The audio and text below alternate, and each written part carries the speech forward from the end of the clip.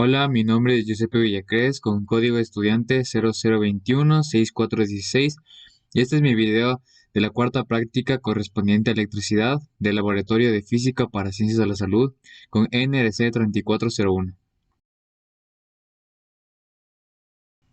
Los materiales utilizados para esta práctica fueron los simuladores de electrostática, electroscopio, ley de Coulomb, campo eléctrico y circuitos que DC, además de las hojas guía del laboratorio y los apuntes de clase.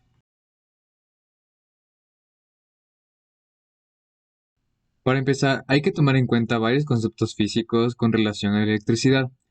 Para empezar, la electrostática.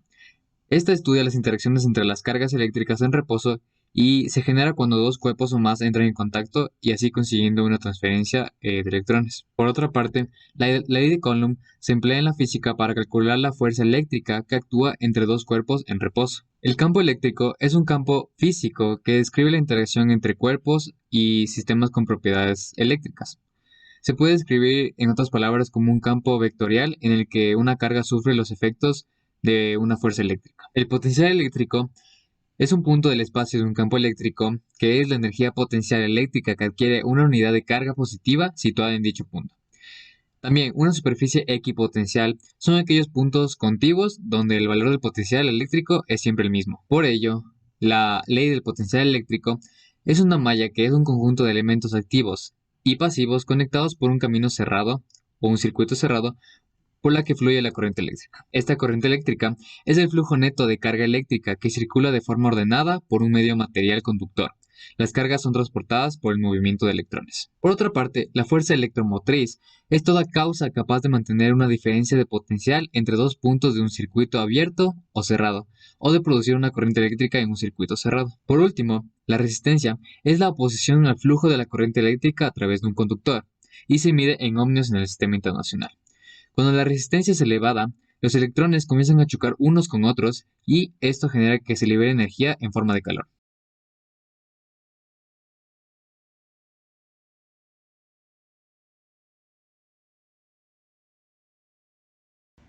Para este experimento de electrostática podemos ver cómo al friccionar un globo con un saco que ambos se encontraban en carga neutra, al igual que la pared, es decir, con cargas negativas y positivas, al friccionar el globo adquiere la carga negativa del saco y por lo tanto podemos ver la fuerza de Coulomb cuando se atrae al saco que se encuentra cargada positivamente.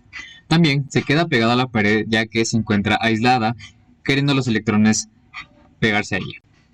También podemos notar cómo, al tener cargas iguales, estos globos se repelen al tener los dos cargas negativas y ambos buscando pegarse al saco que tiene carga positiva.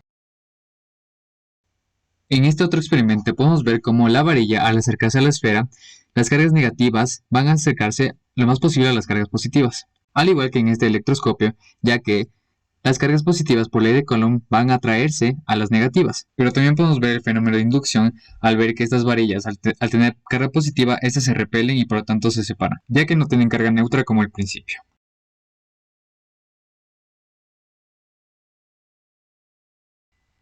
Para este experimento utilizaremos el siguiente simulador en el cual podemos variar las cargas y por lo tanto por ley de Coulomb van a tener atracción o repulsión. En este caso yo decidí poner a la primera carga con 10 microcoulombs y a la segunda carga con menos 8 microcoulombs. Por lo tanto, al tener cargas opuestas, estas se van a atraer. Luego, con una regla, a una distancia de 5 centímetros va a generar una fuerza de atracción, la cual se mide en newtons. Con los datos medidos se va a encontrar la constante de Coulomb, despejando la ecuación el valor K.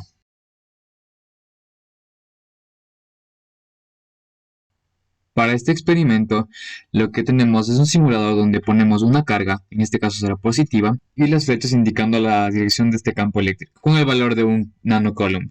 Después, con la cinta métrica, se va a medir el valor en centímetros de los cuatro primeros dígitos de mi número de estudiante, en este caso 2164, para después, con la ayuda del sensor, saber el valor del campo eléctrico en voltios sobre metros. Posterior a ello, se va a utilizar la herramienta para conocer el valor del potencial eléctrico. En este caso, este instrumento nos va a ayudar a conocer la superficie equipotencial, que es este círculo donde todos los valores del potencial eléctrico van a ser el mismo.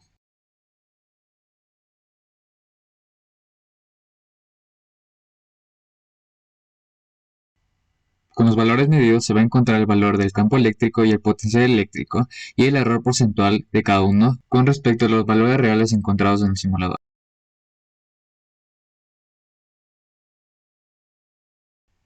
Para este último experimento se construyó un circuito en el que se coloca una pila, una resistencia, un interruptor y un amperímetro, para después de estos colocarlos con cables y fluya la corriente eléctrica.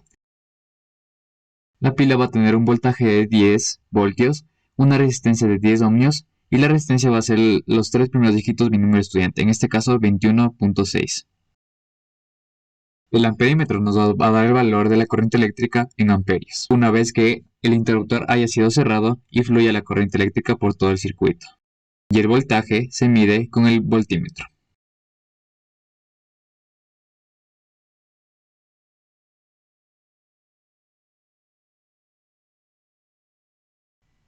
Con los valores obtenidos se va a calcular la resistencia interna del circuito y después encontrar el error porcentual con el valor encontrado en el simulador.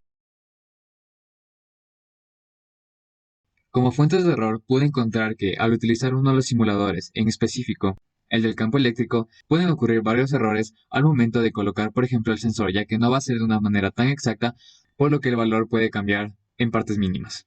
Y esto genera una fuente de error. También al momento de utilizar la cinta métrica o el flexómetro, estos valores no son tan exactos y por lo tanto también se considera como fuente de error al momento de realizar los cálculos. O bien al colocar la mira de la herramienta de la corriente eléctrica equipotencial, ya que tiene que estar específicamente en el centro del sensor. Otro error es en el momento de los cálculos, ya que al realizar el cálculo del error porcentual, la conversión de unidades y el uso de cifras significativas y decimales va a generar que este error aumente un poco más.